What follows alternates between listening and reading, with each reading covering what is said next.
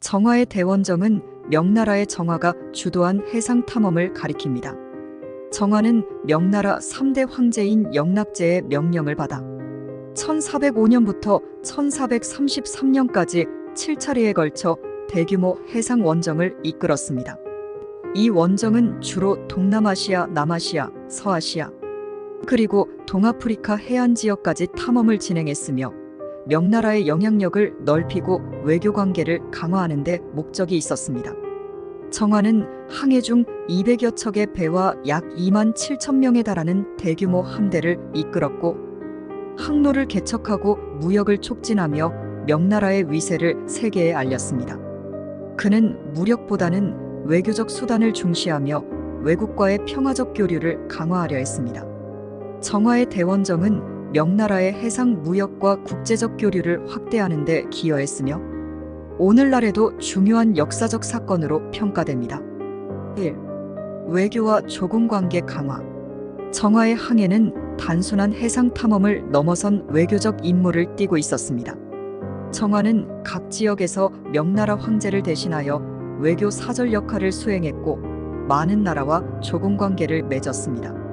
조공을 받는다는 것은 해당 나라들이 명나라의 종주권을 인정하고 명나라와의 평화적 관계를 유지하겠다는 의미로 명나라는 이를 통해 아시아와 아프리카, 여러 나라에 대한 외교적 영향력을 확장했습니다. 2. 해상 실크로드의 부흥. 정화의 항해는 해상 실크로드를 활성화하는 데 중요한 역할을 했습니다.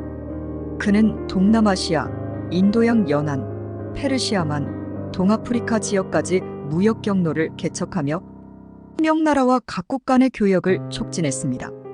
이 과정에서 명나라는 값진 비단, 도자기, 차 등을 수출하고 향신료, 진귀한 보석, 약재 등을 수입하면서 경제적 이익을 추구했습니다. 특히 정화의 원정은 동남아시아와 인도양 연안 무역에 활력을 불어넣었습니다. 3. 정화의 배와 해상 기술. 정화의 함대는 당시 세계에서 가장 크고 정교한 배로 구성되어 있었습니다. 가장 큰 배는 보선이라 불리며 길이가 약 120m에 달했습니다. 이는 당시 유럽 선박보다 훨씬 크고 견고한 구조로 먼바다 항해에 적합했습니다. 정화의 원정은 당시 명나라의 뛰어난 조선술과 항해 기술을 보여주는 증거였습니다. 4. 문화교류. 정화의 원정은 각 지역 간의 문화교류를 촉진했습니다.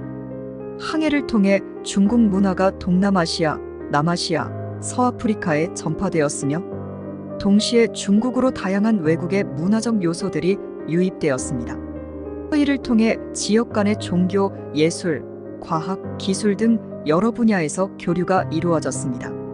예를 들어 정화는 스리랑카에서 불상을 중국으로 가져왔고 아프리카에서 코끼리, 기린 같은 희귀동물을 명나라 황제에게 선물로 보냈습니다. 5. 정화의 정치적 역할과 그 이후. 정화의 원정은 영락제의 지원을 받아 시작되었지만 이후 영락제가 사망하고 명나라의 정치적 분위기가 변화하면서 원정은 중단되었습니다. 새로 즉위한 황제들은 해상 원정에 큰 관심을 두지 않았고 명나라가 내부 문제와 북방의 위협에 직면하면서 대규모 해외 원정이 중지되었습니다. 이로 인해 명나라는 다시 내향적인 정책을 취하며 해양 탐사와 교류가 급격히 감소하게 됩니다. 정화의 대원정은 명나라 해양력의 정점을 상징하며 이 시기를 통해 중국은 세계적으로 중요한 해양 강국으로 떠올랐습니다. 6. 정화의 배경과 신분. 정화는 원래 중국 서남부 윈난 지역 출신의 무슬림이었습니다. 그의 원래 이름은 마산보로, 몽골 제국을 무너뜨린 명나라의 군대에 의해 소년 시절에 포로로 잡혔습니다. 이후 황관으로서 궁정에서 교육을 받았고 영락제의 신뢰를 얻어 그의 중요한 측근으로 자리 잡게 되었습니다. 정화는 이슬람교도였기 때문에 그가 항해한 많은 지역은 이슬람교도들이 지배하는 지역들이었고 이 덕분에 외교 활동에서 큰 이점을 누렸습니다. 7. 정치적 목적과 영락제의 전략. 정화의 대원정은 영락제가 추진한 대외 정책의 중요한 축이었습니다. 명나라는 원나라를 계승하면서 몽골의 위협에 직면했는데 영락제는 북방의 몽골 쪽뿐만 아니라 서방과의 관계를 안정시키고 싶어 했습니다. 이를 위해 대규모 해상 원정을 통해 명나라의 위험을 과시하고 해외 여러 나라들이 자발적으로 명나라에 조공을 바치도록 유도하려 했습니다. 영락제는 이러한 해상 탐험을 통해 명나라의 국제적 위상을 높이고자 했으며 이는 경제적 이익뿐 아니라 정치적 안정을 위한 목적도 포함되었습니다. 외교와 조공 관계를 통해 명나라는 국제 질서를 주도하려 했습니다. 8. 정화의 항로와 탐험의 중요 지점. 정화는 7차례의 원정 동안 다양한 지역을 탐험했는데 그가 방문한 중요한 항구들은 다음과 같습니다. 동남아시아, 베트남, 태국, 말레이시아, 인도네시아의 주요 항구들을 거쳐 무역과 외교를 강화했습니다. 남아시아, 인도의 여러 항구, 특히 캘리컷 CALICUT과 같은 상업 중심지를 방문하여 향신료 무역을 촉진했습니다.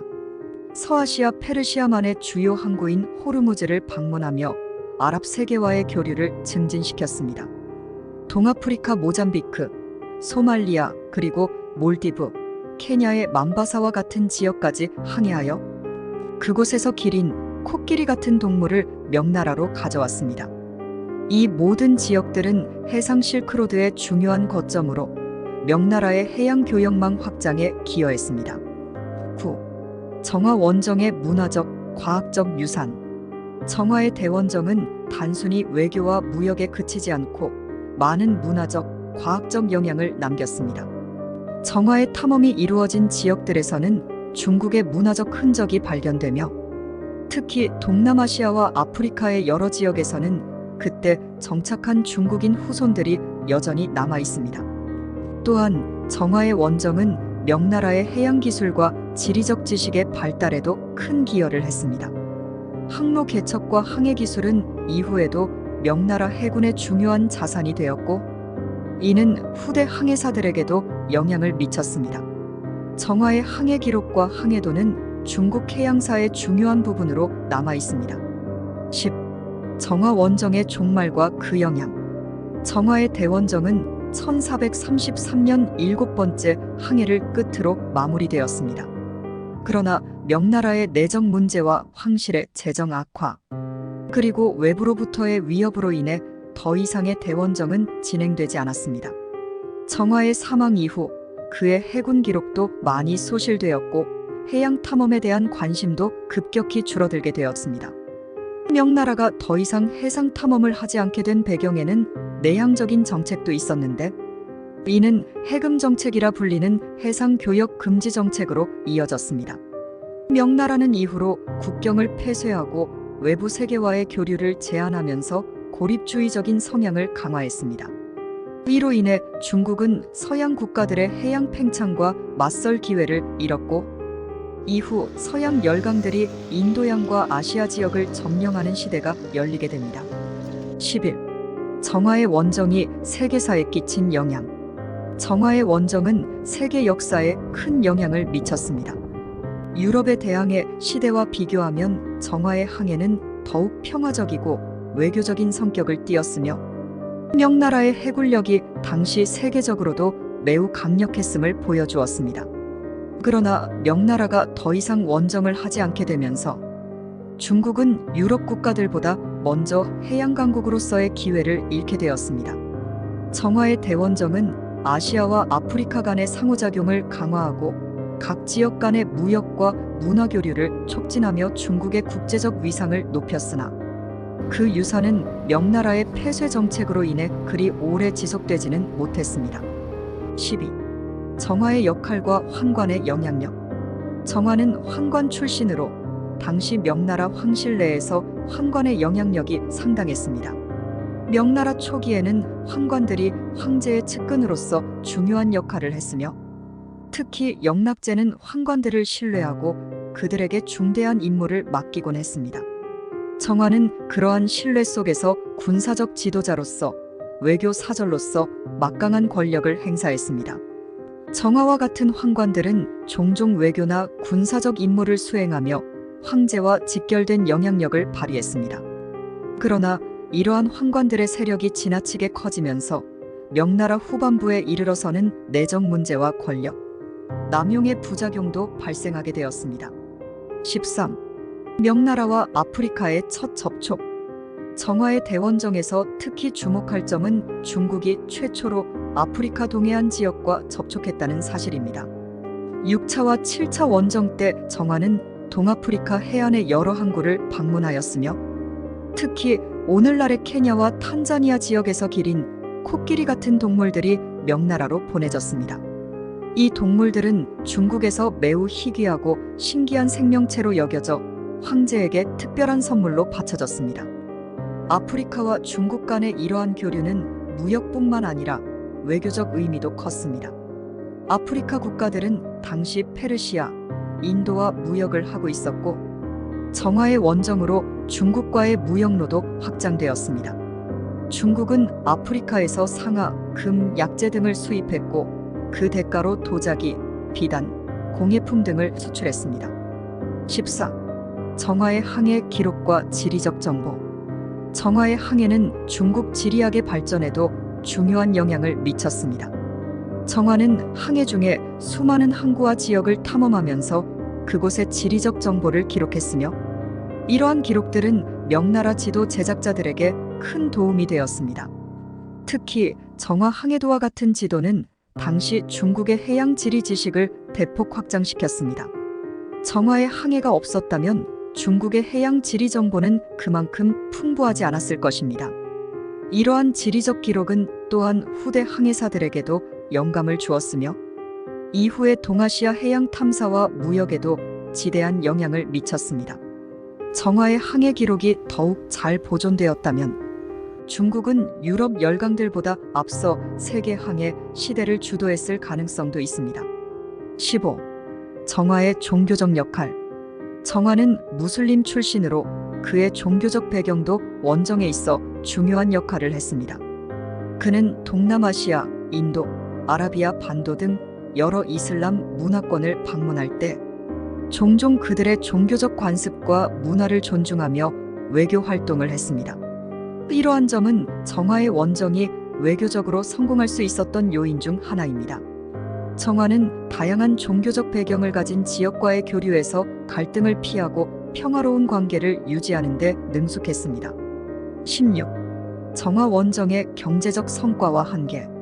정화의 대원정은 명나라의 경제적 확장에도 기여했지만 그 성과는 한정적이었습니다. 대규모 원정은 엄청난 재정적 부담을 동반했으며 원정의 규모와 명나라가 수확한 경제적 이익이 균형을 이루지 못한 경우도 많았습니다. 특히 명나라는 정화 원정을 통해 조공국을 많이 확보했으나 그 조공국들이 지속적으로 경제적 이익을 제공한 것은 아니었습니다. 더욱이 명나라 내에서는 대외 원정에 대한 회의적인 시각이 커져갔습니다. 정화의 원정이 명나라 경제에 긍정적인 영향을 미친 것은 분명했으나 내륙의 방어와 재정 문제를 우선시해야 한다는 주장이 강하게 제기되면서 결국 해양 탐사와 교역보다는 내정에 집중하는 방향으로 전환되었습니다. 17. 정화의 인류학적 기여. 정화의 대원정은 그가 방문한 지역들에 대한 인류학적 기록을 남겼습니다. 정화는 각지의 문화, 종교, 풍습, 언어 등에 대해 세세하게 기록했으며 이를 통해 명나라는 각국에 대한 더 깊은 이해를 할 수 있었습니다. 특히 동남아시아와 인도, 아프리카 지역의 다양한 민족과 그들의 생활 방식에 대한 기록들은 오늘날까지도 역사적, 인류학적 연구의 중요한 자료로 남아 있습니다. 18. 정화 원정 이후 명나라의 내향적 정책과 그 결과.